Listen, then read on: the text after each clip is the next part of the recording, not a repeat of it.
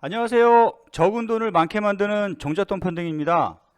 저는 오늘 여러분들에게 알고 보면 돈이 되는 P2P 금융에 대해서 얘기해 볼까 합니다. 먼저 P2P 금융의 뜻과 발전 계기, 시작에 대해서 알아보고요. 은행과의 차이점 및 대출 흐름도에 대해서 살펴보겠습니다.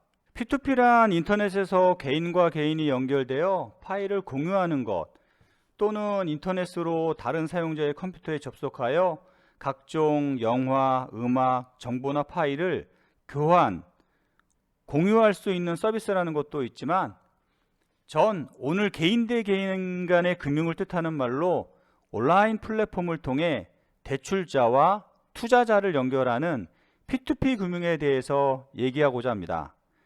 P2P 금융의 가장 큰 특징 중 하나는 인터넷 플랫폼을 기반으로 하여 파이낸셜과 테크닉이 결합한 핀테크 사업이라는 것입니다. 즉, 대출자와 투자자는 인터넷 플랫폼을 통해서 언제든지 자유롭게 대출 신청 및 투자할 수 있다는 것입니다. 그럼 P2P 금융이 어떻게 발전하게 되었을까요? P2P 금융이 발전하게 된 시기인 2008년으로 거슬러 올라가 보겠습니다. 여러분들은 2008년 하면 무엇이 떠오르시나요? 아마도 금융위기가 떠오를 것입니다. 2008년 9월 15일 리만 브라더스는 서브프라임 모기지론 부실과 파생상품 손실 약 660조로 파산보호 신청을 하게 되는데요. 이를 계기로 많은 은행들이 문을 닫고 구조조정을 하게 됩니다. 이런 과정에서 은행들은 모든 대출자들에게 까다로운 대출 규제를 하게 되었고 과도한 이자를 떠넘기게 되었는데요. 신용이 좋은 사람들도 예외는 아니었습니다. P2P 대출의 시초는 2005년 등장한 영국의 조파가 시초라고 하는데요. 조파는 존 오브 파서블 어그리먼트라는 이름에서 알 수 있듯이 대출자와 투자자 간 합의 가능한 범위 내에서 이자율을 정하게 됩니다. 합의 가능한 이자율을 정하기 위해서 대출 신청자들은 투자자들을 설득하기 위한 대출자 정보, 신용 정보, 대출 목적, PR 등 다양한 논거와 자료를 제시하고 투자자들은 대출 신청자가 올린 정보와 플랫폼을 통해서 얻은 신용 정보를 토대로 자신의 돈이 투자될 대출 신청자와 대출 금액을 정하게 됩니다. P2P 업체인 조파는 이 거래를 중개하면서 플랫폼에서 내부 평가 시스템을 제공하고 대출자와 투자자로부터 수수료를 받습니다. 투자자 입장에서는 저금리 시대의 은행 이자율보다 높은 이자를 받을 수 있고 대출자 입장에서는 기존 금융기관의 높은 대출 이자보다 낮은 이율로 대출을 받을 수 있는 장점이 있었습니다. 대신 대출 신청자는 자신의 개인정보와 신용정보가 다수의 투자자들에게 공개된다는 부담을 감수해야 했습니다. 조파는 그들의 비즈니스 모델에 대해 이렇게 얘기를 합니다. 우리가 하는 일은 돈을 빌려주는 사람과 신용 있는 사람을 연결해주는 것입니다. 라고요. 조파가 누적 대출액 6조 5천억 원으로 발전할 수 있었던 것은 은행처럼 점포가 없으므로 낮은 운영경비, 간접비 구조를 가지고 있고 상품면에서도 기존 은행과는 차별화된 다양한 조건의 대출이 가능했기 때문일 것입니다. 은행에서 대출을 받아보시면 아시겠지만 많은 시간이 소요되는 반면에 P2P 금융에서는 빅데이터를 기반으로 빠른 의사결정을 합니다. 또한 은행이 개인의 돈을 모아서 목돈을 만들어 개인 기업에게 빌려주었다면 P2P 금융에서는 개인 한 명 한 명이 소액으로 직접 투자를 한다고 볼 수 있습니다. 그리고 인터넷 플랫폼이라는 시스템을 통해서 24시간 투자를 받을 수 있는 편리함을 가지고 있습니다. 현행 금융위원회에서 제공한 P2P 대출의 흐름도를 보면 먼저 차입자는 대출 조건을 P2P 회사에 제시합니다. 어떤 담보를 제공할 것인지, 신용, 부동산, 부동산 PF, 주식담보, 비상장 주식담보, 동산 등 투자자들이 믿고 투자할 수 있는 것이면 모두 가능하겠지요. 그리고 얼마의 이자를 줄 수 있는지도요.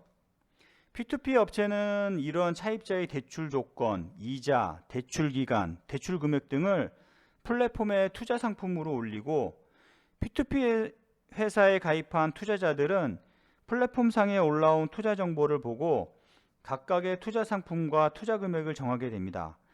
투자 금액은 개인이 건당 최고 500만원, 소득 적격자 4천만원, 전문 투자가 제한 없고요. 법인 투자자 제한 없습니다. 이렇듯 투자 주체에 따라서 투자 금액이 다른데요. 이 부분은 나중에 자세하게 설명드리겠습니다. 이렇게 해서 투자한 금액과 차입자가 원하는 금액이 일치하면 P2P 업체는 자금 집행일에 담보를 확보한 후에 투자 금액을 차입자에게 지급합니다. 만기가 되면 차입자에게 이자와 원금을 받아서 투자자들에게 상환합니다. 여기서 중요한 것은 P2P 업체는 상품을 중개할 뿐이지 원금 손실에 대한 책임을 지지 않는다는 것입니다. 그렇다고 너무 걱정은 하지 마세요. 만기가 되어 상환되지 않으면 투자자를 대신하여 차입자에게 채권 주심을 하여 원금 상환을 진행하기 때문입니다. 여기서 잠깐 P2P 금융이다, 핀테크다 멋들어진 이름 속에 대부업체가 등장하는데요. 이것은 전 세계적인 경제 흐름상 P2P 금융을 개방하기는 해야 하는데 현행법상 돈을 빌려주고 이자를 받으면 대부업에 속하기 때문에 금융감독위원회는 P2P 가이드라인이라고 해서 플랫폼 업체가 대부업체를 100% 자회사로 두게 되어 있습니다. 이런 이유로 대부업체와 플랫폼 업체, 투자자 간 관계가 원리금 수취권이라는 것으로 복잡하게 보이는데요. 2020년 8월 26일 P2P 금융에 대한 온라인 투자 연계 금융업법 및 이용자 보호에 관한 법률이 발효되면 플랫폼 업체와 대부업체가 하나의 회사로 합쳐서 간단한 구조가 될 것입니다. P2P 금융이 발전을 하기 위한 하나의 진통 과정이라고 보시면 될 것 같습니다. 마지막으로 P2P 금융에서 발생하는 수수료, 원금, 이자만을 간단하게 살펴보겠습니다. P2P 업체는 차입자와 투자자에게 플랫폼 수수료를 받습니다. 단, 투자자에게 플랫폼 수수료를 받지 않는 회사도 있는데요. 이는 P2P 업체의 마케팅에 따라서 다르다고 볼 수 있습니다. P2P 업체가 투자자에게 가입 또는 투자 금액당 리워드를 제공하는 것도 마케팅의 일종이죠. 다만 금융위원회에서 공고하듯이 과도한 수익률 및 리워드 제공은 P2P 업체의 부실을 가지고 올 수 있기 때문에 너무 좋아해서는 안 됩니다. P2P 업체는 자회사인 대부회사를 통해 차입자에게 받은 원금과 이자를 그대로 투자자에게 지급합니다. 여기서 발생하는 모든 이자, 플랫폼 수수료, 기타 수수료는 연 24%를 넘으면 위법이고요. 중금리를 추구하는 P2P 회사는 20% 미만을 추구하는 게 옳다고 봅니다. 투자자들에게 과도한 투자 수익률을 제공하고 플랫폼 수수료를 받지 않고 리워드를 많이 제공하면 그만큼 P2P 업체의 이익이 줄어들어 부실로 직결될 수도 있습니다. 은행보다 수익률이 높은 P2P 투자를 함에 있어서 중요한 것은 투자자들 스스로가 상품에 대한 정확한 이해를 통해서 투자 상품 자체가 부실로 연결되지 않을 것에 투자를 해야 할 것입니다.